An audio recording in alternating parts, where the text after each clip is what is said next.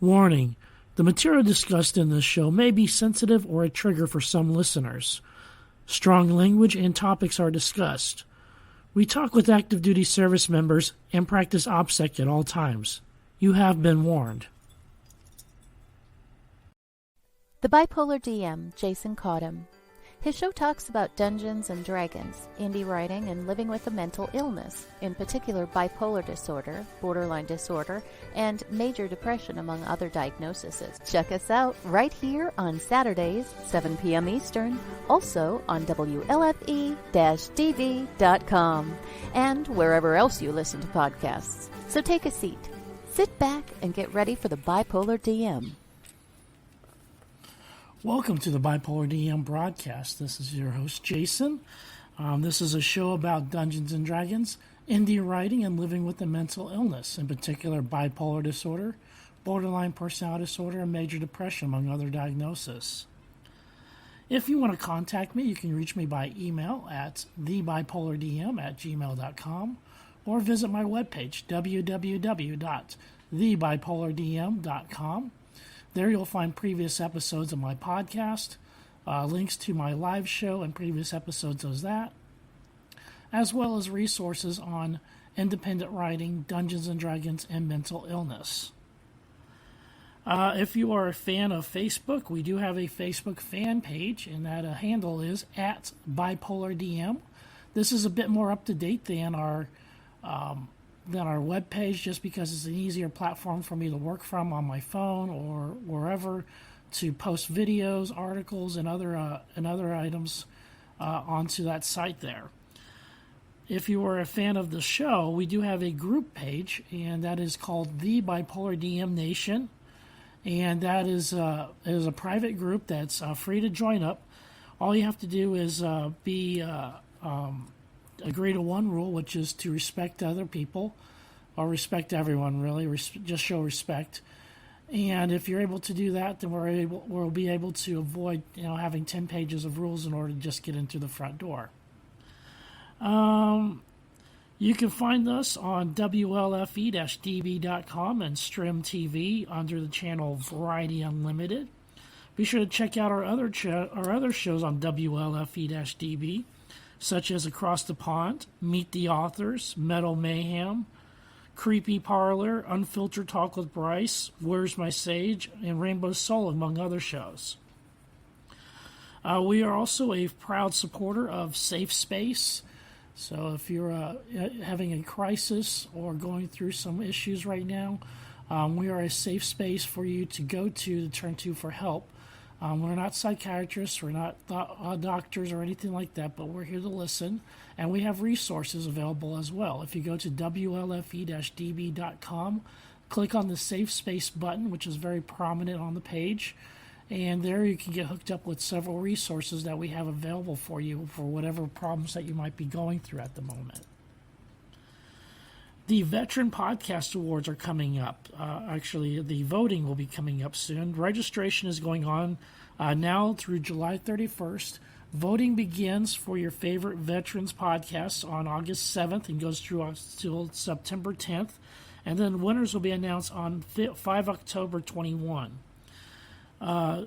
This is open to all branches of service, whether you're active duty or a veteran.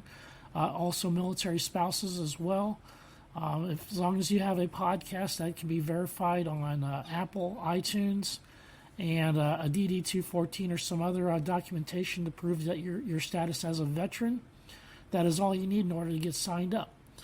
The webpage is www.veteranpodcastawards.com. And again, voting begins August 7th, so be sure to vote for me. Vote for your favorite veteran podcast there. We got about at least 19 categories that are going to be available for veterans to win in. And I'm really proud to be supporting of this and to be a part of it as well.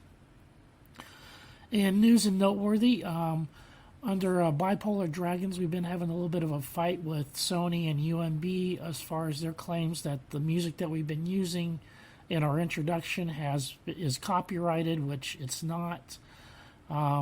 I even posted something that was created by one of our players just to see what would happen, and that got gigged too. So they're blocking me on everything that I do that has music, and it doesn't matter whether or not they have any claim to it or not. UMB has released their claim on several of the videos so far, but Sony's still holding fast and refuses to let it go, even though they're in the wrong, and they're clearly in the wrong. But, that's just the way it is with them in big business. That's all I got in news and noteworthy. Today's show, we're going to have an interview with Guy Sclanders. He is from South Africa, but actually living in London right now. So this is a pre-recorded interview, just because if he was to try to do the show live, it'd be like 1 or 2 o'clock in the morning his time for that. So it just wasn't going to work out. So we pre-recorded it this past week, and let's go ahead and bring that up. And the Bipolar DM on the line here with Guy Sclanders. Has that pronounced correctly? That's it. Absolutely. Well done. Outstanding. Let's just go ahead and jump right into it. You have a series of YouTube videos out there on how to be a great GM. Now, before we get into that, I want to go a little bit into your professional background and kind of how that led into where you're at now. What is your professional background? Well, I started out in film and television as a scriptwriter and as a television director. That's really where I started. So I would say that's my profession. Okay. And then how did you make that transition to Dungeons and Dragons? Because from watching some of your videos, you haven't been playing forever like some of us have been. You kind of jumped right into it, didn't you? Yeah, I got into it once I was in high school, but it was always just as a very small hobby, specifically because where I grew up, which was in South Africa, it was an absolute rarity to find others who played. And I mean, in my group of friends, we were friends right the way through high school and into university days. There was one copy of each of the rule books between us because you had to order the rule books by post from the US or from the UK. You couldn't get them locally. So it was always very small and in the background and a hobby that I absolutely enjoyed. But what I realized was that a lot of the principles that we apply to script writing in the film industry, where I'd spent years learning all of the rules, could be applied very easily to Dungeons and Dragons, and it would actually make a lot of people's lives a lot better, because I used to have GMs who used to have files worth of world building, and they had every dungeon mapped out, and every room had its own neat notes and details and things. And I went, well, yeah, this is okay, but there's a better way. And I guess also taking my directing background, having worked with actors and things, I went, well, we can improv a lot of this stuff. We don't have to have written down everything that the NPC might want to do or know. We can workshop this as a team rather than as a dungeon master who has to know everything type of thing. Yeah, and that's actually what I've been finding too, especially from your videos, and helped me a lot in my own quest as a dungeon master, to where I don't have to over prepare like I used to. That I can rely on my improv skills and a bare bones outline, and have a great adventure without going into, all right, what's the name of the tavern owner of tavern number 3, and this guy over here who's selling fruit, what's his background?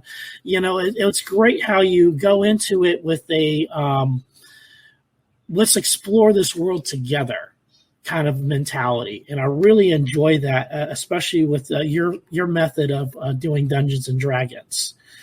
Now, how did you get into Dungeons and Dragons in high school? Because, I mean, like you said, it's a rarity that where you're from to have Dungeons and Dragons. So how did you get into it? My best friend at the time, he was writing up a character sheet and during class, and I remember asking, oh, what are you doing? And he said, oh no, you wouldn't understand. It's too complicated. And I didn't take too kindly to that. I wanted to know what he was doing, and yeah. So eventually, he and his brothers, because he came from quite a large family, they used to role play, and his eldest brother was the DM. And eventually, his eldest brother went, all right, he'll run a game for us, for all the youngsters to play in. And that game, the DM in those days, he was incredibly strict. We had to have a calendar to track the days. If we had to even look at our spell that we wanted to cast, he would say it fails. The wizard has to learn the spell. You should learn the spell. You should know what your spells do. He was very, very strict, which I didn't know any better at the time. I assumed that was that. And he was one of those DMs who had lever arch files worth of stuff. So wherever we went on the map, he could just turn there and go there. And so he left a very big impression upon me. But he also made a categorically disastrous mistake, which I'm so glad that he did, because it completely convinced me that having the lever arch files is yes, it's useful. And if you're starting out, it might be a great foundation for you, but it becomes something that almost works against you, because our party decided we were struggling to raise coin. We were scrounging for coppers. I mean, I remember my wizard, he had to go into a tavern and use, we had the spell cantrip in those days. It wasn't a series of spells. And he had to use cantrip to try and raise tips from drinkers to earn a few copper coins to get a dagger or to do it. So we were really struggling. Anyway, one of our quests was to go into a sewer and clear out an infestation of kobolds, which we did, but they had taken over a lair within the sewer. So once we cleared out the kobolds, we went, you know what, this is a great base for us. We don't have to pay tavern fees. No one comes down here, because that was all of the law that the DM had set up. So we took over that space, and that became our focus. So suddenly we weren't earning copper coins to buy daggers. We were buying chairs and tables and doors and curtains and stuff, which the DM got so frustrated with, because he went, but this is not Dungeons and Dragons. This is The Sims, before The Sims was even a computer game. What are you guys doing? But we were having fun, and instead of rolling with it and realizing that he could put that sewer under threat, and that would have been a great adventure for us, he could have done anything. If it meant protecting our sewer, we would have done it.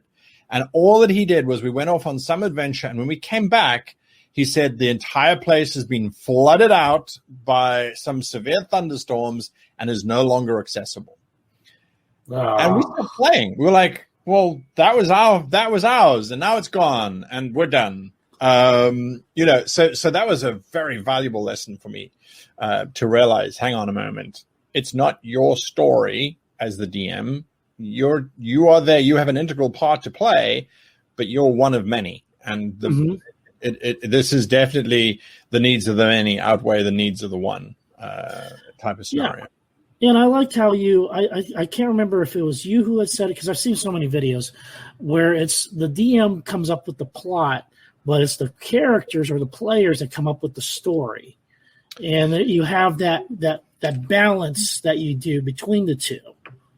Absolutely. I even, and this is what I have loved about doing the YouTube channel, because I think I've got over 600 videos on there now. Because Easily. It's been going for so long. Yeah. And when you watch the first few episodes, it's very much using script writing mentality and coming from a Hollywood perspective. And then I had a paradigm shift about 3 years ago, where I went, actually, there's a slightly different format that we need to use for role playing if we're looking for formats and structure and stuff.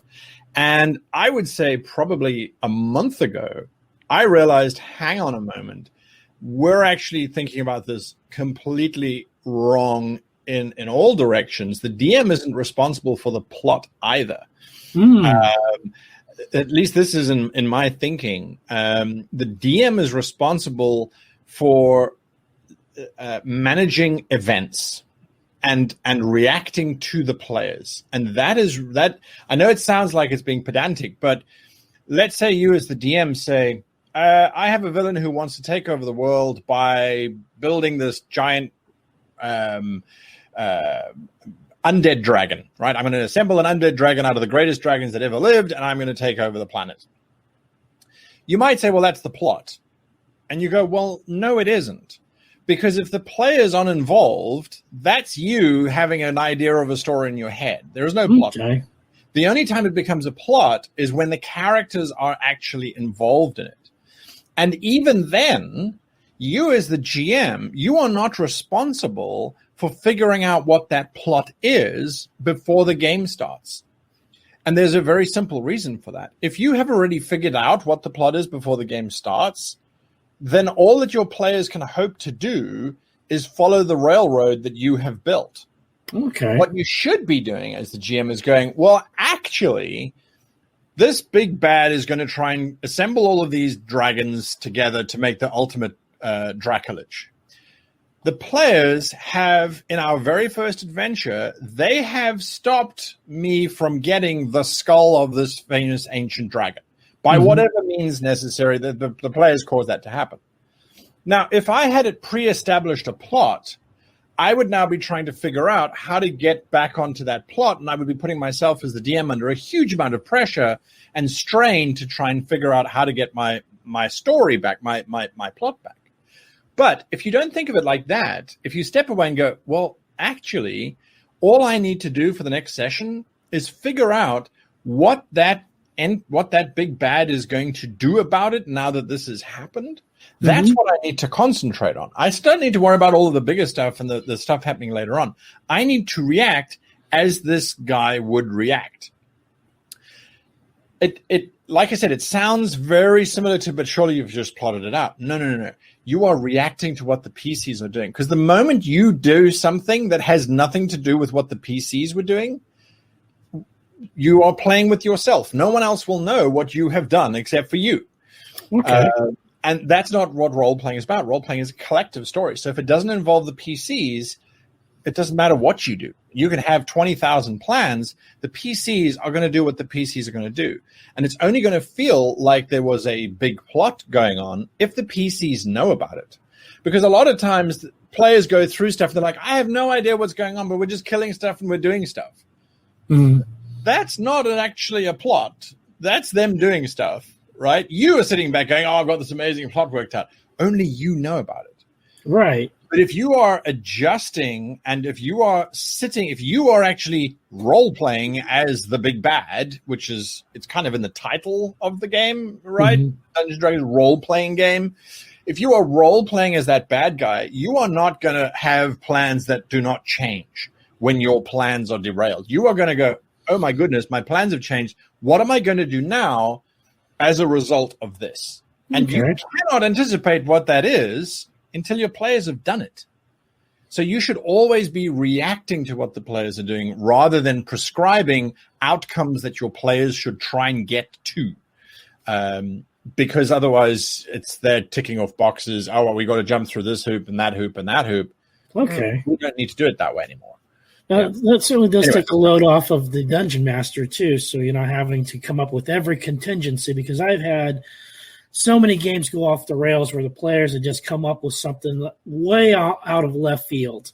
Right. And then go off in a different direction. And I'm looking at my notes saying, well, okay, we don't know what we're going to do now, but we'll just roll with it, And so, I've found over the years as a dungeon master that if I step back on making everything written down, everything plotted out, everything planned out, all the contingencies, if I step away from that, the game is a lot less stressful for me and a lot more enjoyable for the players because it feels like it flows naturally too. That's it. Of course it does, because now they do something and the world is reacting according to what they've done. It's not just happening because the DM decides for it to happen. There is a decided feedback of the player does X, Y is now going to happen because of what they did, not because the GM went, well, at this point, this has to happen. It also, I think it's there are times where you sit down and you go, okay, well, the players are going to have to go here. It just makes the most logical sense. And as you say, they're going to go in the different direction. So whether you have plotted out 50 contingencies or 100 contingencies, they will find something that you didn't anticipate. Because there's 4 or 5 or 6 of them doing their own thing, and they don't have any of the knowledge that you have. So, and you don't have any knowledge that they have.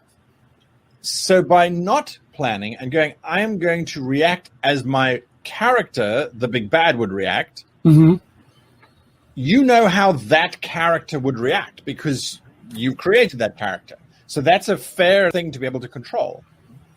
And so your players go off in a different direction. Well, my big bad realizes that they have left.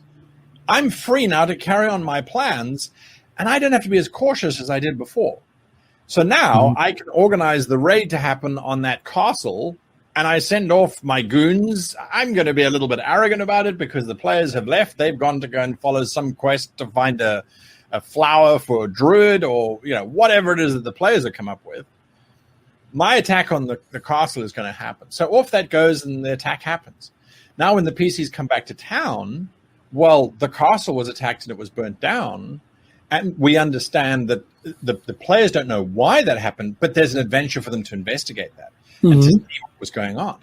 And then also for your big bad later on to say, well, while you were away on your whatever it was, fool's errand, I was able to do this, that, and whatever. So, yeah. Anyway, I mean that like I said, it's something new that I'm looking at, and trying to figure out how to make this usable for others, because that is my passion. I have to say is I love seeing other people go, yes, that will help me. And maybe it'll help a little bit, maybe it'll help a lot.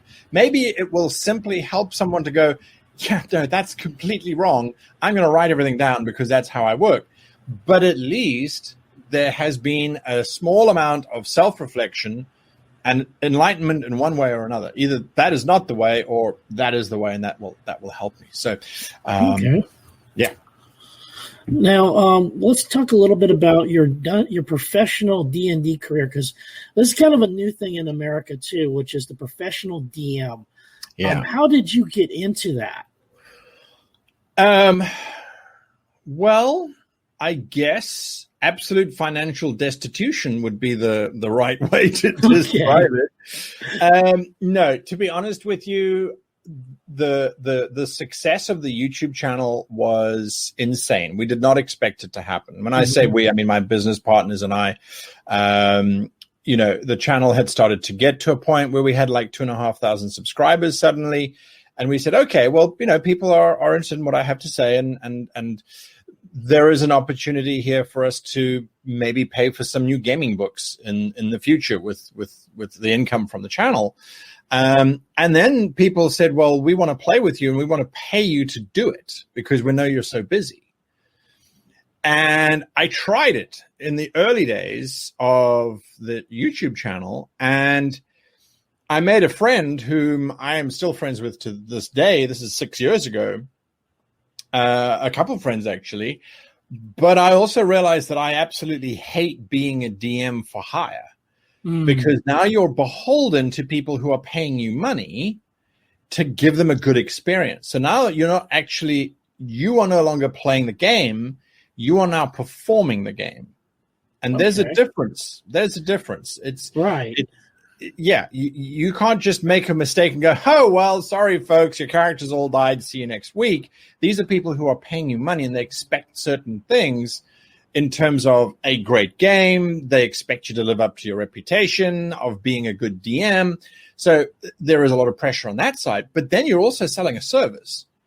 And if you're selling a service, that means whatever you're selling needs to be better than the person next to you. So you've got to suddenly do battle maps, you got to do this, you got to do that, you have to present the playing space, as it were, as a kind of a business.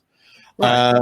And so I stopped that after a while. I was like, no, I want to still enjoy role playing. I don't want to see it as this is my 9 to 5.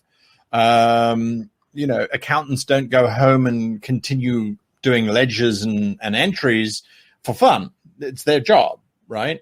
Right. And I didn't want to muddy the waters too much on that. So, but after a while, I went, okay, well, let me dip my toes back into that space, realizing that professional GMs are a thing. And as far as I'm concerned, everything that we do as humans, when one person seems to have more knowledge or more ability than another, it will be turned into a financial thing one way or another. Mm-hmm. It's going to happen. So you might be a DIY person, but you will probably still hire a DIY person to come in or a handyman who's actually got training and who's got right skills and stuff to do that for you. We pay sportsmen, we pay theater actors, we pay people to do what makes or brings us joy. That's just how it works. So with that sort of mentality, I went in and said, okay, let me see how I can help continue to inspire and to educate people, which is kind of our channel's mantra, but also to give them a good time and to play and see what's happening. So now I run a game. I just run the one game on a Sunday for a group of fantastic gamers. We laid down the ground rules beforehand, but the rise of the professional gamer, mm-hmm. we haven't even seen the beginnings of it. Right. At the moment, it's still the Wild West, where there are these mavericks wandering around. There are a couple, I know of, in the UK anyway, there's a couple organizations that have GMs for hire. And you go to that organization's Facebook page and they've got like a bank of 6 or 7 GMs that you can then, I'd like to hire that GM. It's an interesting space. And I'm looking at it going, well, that's great. But there's also part of me going, this is my livelihood. That's what I've turned into my new career, is running the YouTube channel and writing books on how to be a better GM. Mm-hmm. Do we need to start introducing standards? Do we need to start saying, well, this GM really knows the rules on that rule system, but not on that rule system. So you should be able to hire this GM at this rate, but that GM at that rate. I mean, I can see that is definitely where it's going. Right. You look at the rise of esports. And in the last 10 years, esports went from nothing to now being major channels on ESPN and a growing space. And they've had to do exactly the same thing. I mean, thankfully with computers, they already had ranking systems. Mm-hmm. But to really build it up into a space where the average person wants to participate, those rankings have to be valid. And I yeah, and how do you quantify something like that? I mean, sports is one thing. You can quantify batting averages, goal averages, stuff like that. But how do you quantify your DM skills, as a storyteller? And that's a very tricky thing to do. It's incredibly subjective. You are absolutely right. So you can quantify rules knowledge. That's easy enough. Here's an exam, write your exam, and whether you get 50 out of 100 or 100 out of 100, that's your rules knowledge. But you can have someone who knows the rules perfectly, and they will be an absolutely awful DM simply because they don't have the other side of the skill set, which is the personal side of the skill set, right? So I do a show. We've just launched it. I think we're on episode 6 of this week of this recording. Is it a Circle World Builders? No. So that's a collaborative event. So this is GM Training Grounds. Oh, okay, that's a new one. Yeah, it is new. It's a live show on Thursday. For you, it's like in the morning in the US. I think it's like 10 a.m. Pacific time on a Thursday for us. And that is where GMs come in. They run a game for 90 minutes. And the players then give them a score. And we worked out a score sheet. I think there are 25, I stand to be corrected, but I think it's somewhere around 25 different aspects that you get a score on. And your players all give you a score. And the objective of the series, anyway, the YouTube series, is that GM will come back a second time. And they are not competing against the perfect score. They're not looking to get It's out of 25 in each of the categories. They're not looking to get 25 out of 25. They're looking at getting, my score for the first session was, say, 10 out of 25 for NPC descriptions. So that means that when my players walk up to an NPC, I just start talking at them in an accent, but I don't describe what they look like or what clothing they're wearing. So I don't give them information on that side. So I want to improve that score. So the scorecard allows you as a GM to go, okay, I'm not particularly good at pacing. And I can see that because my players voted me down in pacing. But I am really good at my descriptions, because in the story section where there's a description mark, I did pretty well in that one. So next session, I'm going to work on my low scores. So that's the goal of Training Grounds, is for GMs to come in, get their score, and then try and improve upon it the following week. We are not setting it up to go, well, this GM is the greatest GM in the world because they scored all of these points. Look at them. Aren't they amazing? No. Yeah, and they beat everybody else out. Yeah. Right. That's not the goal. The goal is to say, this is what you did. You can be better next week by just focusing on these few points. Nice. So it's an interesting one. But what it did for us was we said, you know what? This is something that we can see as being the basis for a ranking system.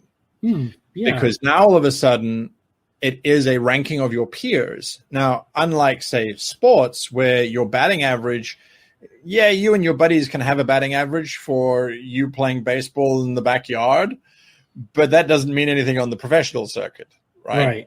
You have to be judged by your peers in the professional category, in a professional space, to actually get your professional score. So we're not there yet, but at the moment you go, well, everybody who role plays, and it doesn't matter whether you've been role playing for 10 years or for 10 minutes, you will know whether your GM is good or not, because did you have fun at the end of the day?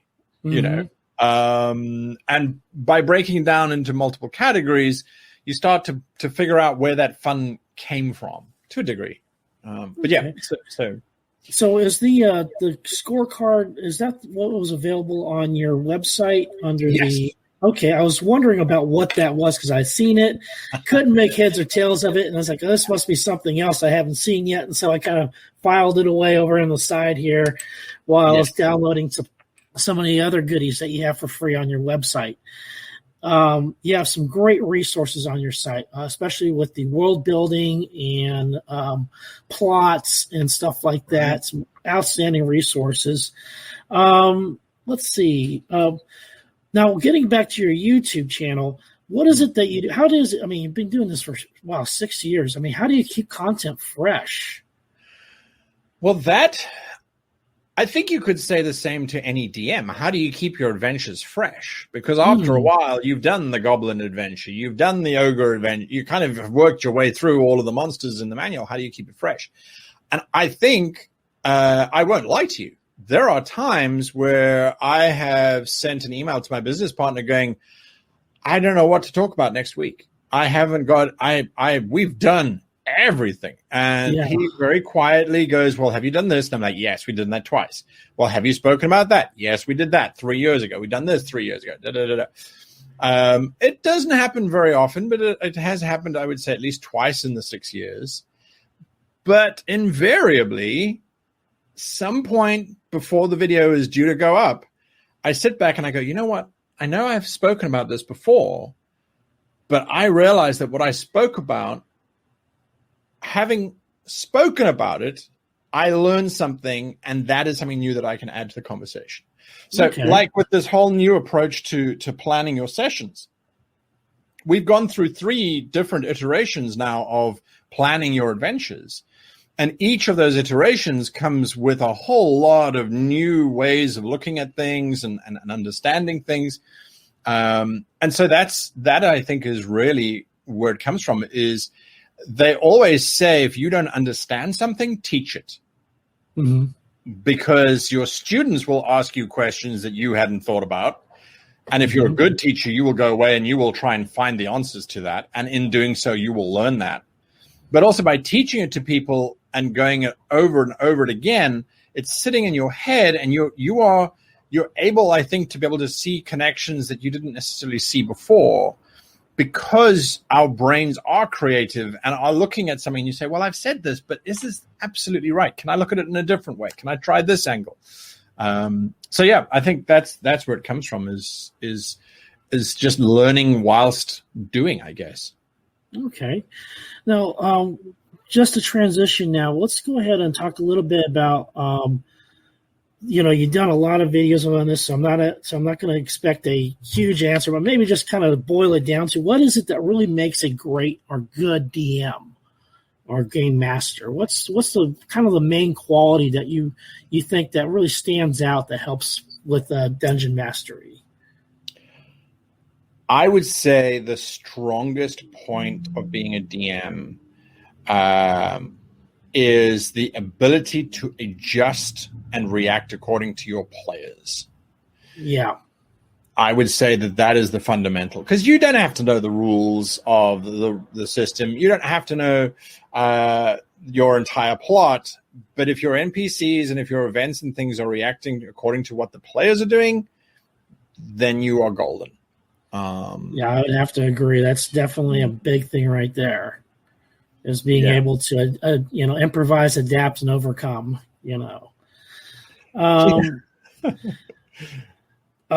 This is kind of a side one. Now, I grew up in Japan, and I saw that you had my dad was in the military, so I was in Atsugi, Japan, 2 tours of duty there. What got you out there? How did you end up in Japan? Wow. Japan has been one of the most influential experiences of my life in the most dramatic ways imaginable. A fan of the channel was watching the show, and he lived in Japan. And he decided that he wanted me to go and work with him in Japan. And so he invited me over there. And at first I went, now we can work via Skype or Zoom. I mean, this was kind of in the early days of Skype and stuff. And I went, no, I don't have to go to Japan. I can stay here in South Africa, simply because I had very little interest in Japan. I'm not someone who has a huge amount of interest in Asia. If the job had been to go and work in Egypt or in, let's say, Italy, I would have been there immediately, because I love the history and the ancient cultures there. But Japan had never been on my radar. Anyway, he got me to go over there for 2 weeks. He's like, well, come over for 2 weeks. We'll explore and we'll talk about business opportunities and so on. And I went over there, and I think I was converted to wanting to live in Japan within the space of walking from the airplane to the exit of the airport. And Narita Airport. yeah, absolutely. It was so funny because it made such a big impression on me. I went over there and I started working. After 6 months, we realized that my approach to working was not compatible with the Japanese approach to working. And also a valuable lesson that I have had to learn twice is that I cannot do my YouTube channel and work full-time for somebody else. My YouTube channel is my child and will always take priority over anything else. So I had to learn that lesson twice, but I have now learned it. I will not work for anyone else whilst I have a YouTube channel going. So I stayed in Japan for 2 years, and at the end of the first year, I was literally on the brink of killing myself. It was an awful experience for a whole bunch of reasons. And by the end of the second year, I didn't want to leave because I had worked through all of the dark space and had come out on the other side realizing, hang on a moment, this is absolutely amazing. And during that time, I got to work with Wizards of the Coast, running a stream specifically for them, for their new books that came out, Ghosts of Saltmarsh and Descent into Avernus, which was an interesting journey in its own. And then, yes, I had to leave Japan and move to the UK. And I've been in the UK now for a year and a half. And let me tell you, whenever I pass a Japanese-styled restaurant, I kind of check in. I look at the menu. I look at the rice they're serving, and I'm like, well, that's not the right rice. Or, nah, don't do it like yakisoba. that. Yeah, I mean, I'm the exact same thing with me, too. It's like I go to a restaurant, I judge them based on if they got yakisoba or not. Right. And how good their chicken katsu is. So that's it. And the katsu is so, it's so easy, and yet it's just seems to be so uniquely Japanese. To get it right. I must admit though, one of the things that I always loved about traveling the world is that if you go to South Africa and you order Portuguese food, it will taste like Portuguese food. If you order Indian cuisine, it will taste like the Punjab, or it'll taste like wherever it comes from in India. If you order Mexican food, it'll taste like it's from Mexico. South Africa is very good at being multicultural, but also preserving that multicultural flavor. Yeah. Moving to Japan, they're the exact opposite. Oh, yeah. I mean, McDonald's even. Yeah. Yeah, their Italian food, it's Italian in the color of their restaurant, and that's about as close as it gets. Yeah.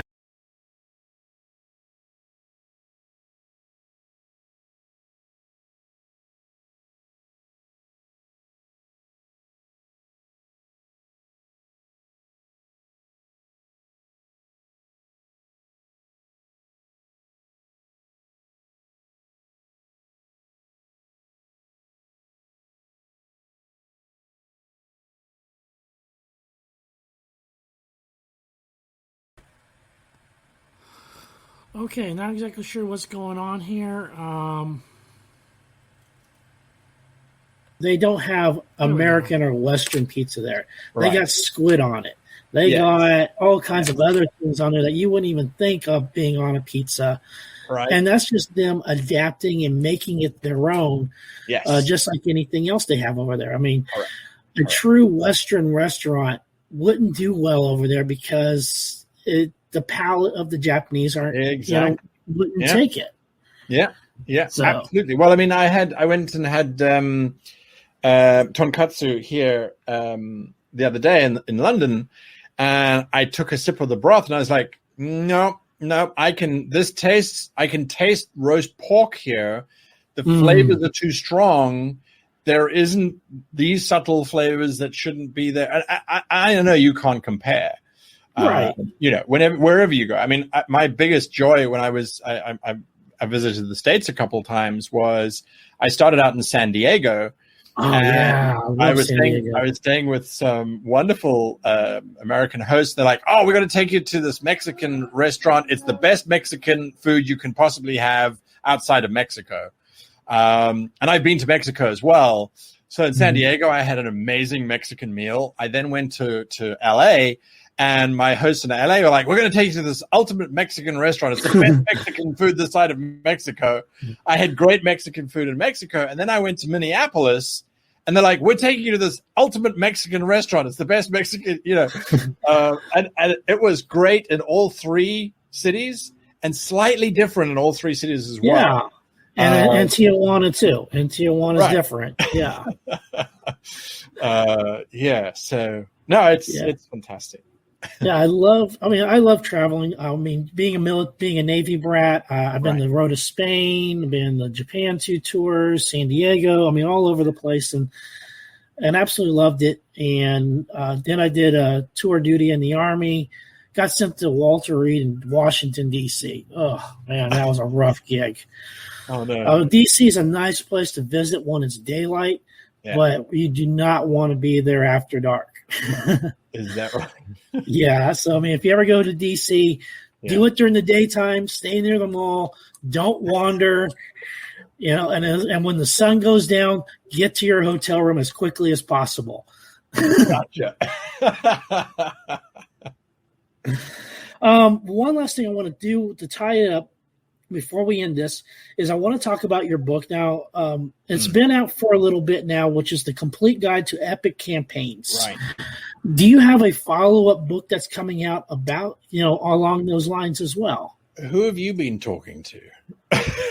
I'm a writer. I've written 2 books myself. There's always another book There's in always the another work. book. I'm laughing because this is my last week of freedom. Because next week I start on the new book. My process is very much a case of because my books are more instructional than they're not narrative books at all. Right. I generally when I start writing my book is I outline all the chapters, or I just list all the chapters to begin with. And then I go back and I explore whether those chapters are relevant and that sort of thing. So next week I start filling in all of the chapters. So yes, I don't have a name for it yet because the complete guide to epic campaigns, the more complete edition, is just a little bit wordy, I think, and kind of contradictory to the notion of complete. But it is going to take the form of being even more hands-on than Epic Campaigns was, in terms of helping you as a GM, as it doesn't matter what role-playing system you'll be using, to discover how to have fun whilst doing all of the background stuff, which a lot of DMs and GMs, they think they enjoy it, but then it becomes a mountain of work.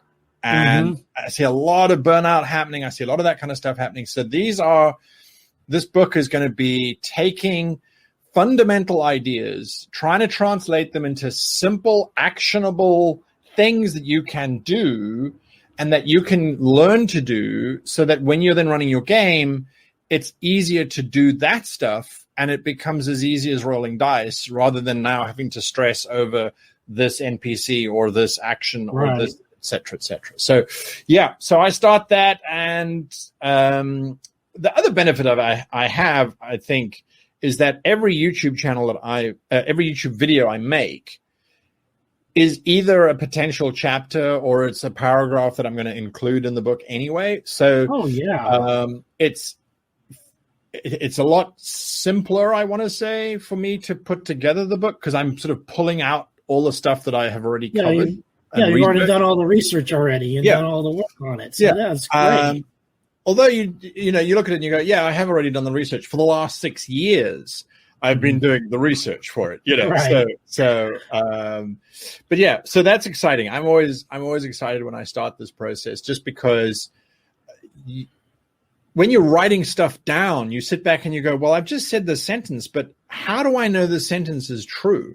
How do I know this is actionable? Or you write it down and you go, well, that's great. I know how to do this, but how do I tell somebody else how to do this? And I'm very much one of those people where I need multiple options at every point. I need to be able to attack something from 3 different sides, from 3 different strategies. I like being able to have different approaches and possibly giving all of those approaches out to the reader, because one of those approaches might work for them. And so I like to challenge myself and go, well, I can't just put this on the page and say, it is what it is. I have to give a proof for that. And then how would you do it? And how would you make it work for you? So, yeah, I'm really looking forward to it. So, always looking forward to the next book. It's kind of that's part of being a writer, is always looking forward to the next one, because once that one's done, you're kind of itching. Well, you got your downtime where you're just kind of like, the book is done. And then the itch starts coming again. It's like, all right, I'm going to have to write another book soon. What I'm going to write it about, and how am I going to do this, and how I'm going to make it different. And, and you're always writing, at least that's how it is with me. I'm always working in the back of my head. Either if it's not writing for my campaign, it's writing the next book. Yeah. Yeah, and it's such a journey as well, because you start out fresh and going, yeah, this is a great idea, and I've got all of these ideas, and you jump into it. At least I do anyway. Yeah. And you hammer it out, and you read it once, you read it twice, because you're checking and you're trying to be diligent about things. Then you hand it off. I have some amazing editors that I give my copy to, and they read it, and they come back and it's covered in notes. You go, yes, I can work through these. This is great. I love feedback. Give me more notes. And they give you more notes, and you incorporate it. And then you get to a point where you're like, okay, this has to stop because you can only rewrite so many times. Mm-hmm. And this has got to go for layout and it's got to go for presentation and all that kind of stuff. And then it goes to layout, and then you release it to a couple readers, and it comes back with more notes than you had the first time you were writing the thing. Yeah, and for beta readers. That's the point where I go, oh my goodness, this book isn't even halfway done, even though I was convinced it was done.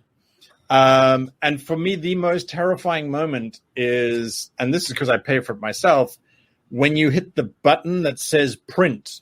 1,000 copies of this, and it's going to cost you $40,000.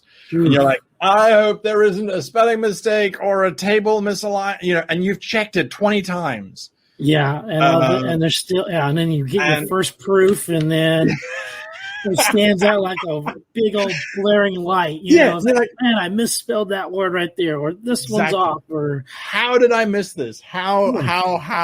But it always happens, and that's the joy of it as well, I guess. Yeah, that's part of being a writer. Thank you so much for coming on. I really appreciate it. This was a great honor. I've been following you for years, and so this has been great to have you on here. Well, my absolute pleasure. Absolute pleasure. Thank you. Okay, so let me go ahead and...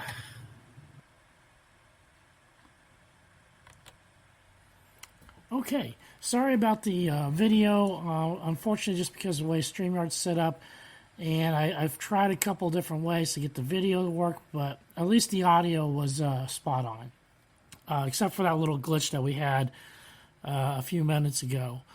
Thank you so much for tuning in, though. Really appreciate all of you that have been watching our videos. Really appreciate every single one of you. Watch us live Saturdays at 7 p.m. Eastern Standard Time here on WLFE-DB.com, Stream TV on Variety Unlimited channel, as well as Facebook and Facebook on the at Bipolar DM. There's where you can find me. Of course, you can listen to the show anytime, anywhere, wherever you find your favorite podcasts. We're on iHeartRadio, we're on Spotify, a whole bunch of them there. So we put this out on the podcast as well later on in the evening. Of course, you can contact us either through Facebook Messenger or through my email, which is thebipolardm@gmail.com. Or you can go to my webpage, www.thebipolardm.com, and there's also a contact button on there, so you can get a hold of me through there. Facebook, yes, we do have our Facebook page and our group page. Be sure to check those out. Next week's show, we're still working on a topic and guest for that show right there, so stay tuned for that. We'll be putting that out on Facebook as soon as we get that going. So looking forward to seeing what we come up with. And let's see. Yeah, that's all I got there. Bipolar Dragons tomorrow at 3 p.m. Eastern Standard Time live. You can watch us play Dungeons and Dragons. It's just a group of us talk show hosts that get together to play Dungeons and Dragons. And so we do that live every weekday or every week on Sundays at 3 p.m. Eastern Standard Time. And we are having some issues with Sony and UMB. So even though you watch it live, I'll repost the video stream from our YouTube channel, because YouTube, on the other hand, actually did accept Canva as our source for our music and stuff like that, and so we should not have any problems with YouTube. And so it seems that the only way I can get this to work is to post a YouTube video on our webpage to get around Sony and UMB and the little Gestapo that they are. Yes, and that's all I got going on for right now. Thank you again for tuning in, and remember, everybody, take your meds.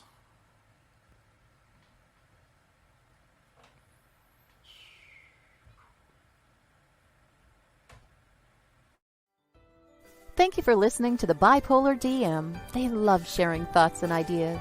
See you next week, 7 p.m. Saturdays on WLFE-DB.com, where our shows are your shows, and that makes for great talk radio. WLFE Digital Broadcast Network is on TV. You can watch all of our shows on WLFE-DB.com.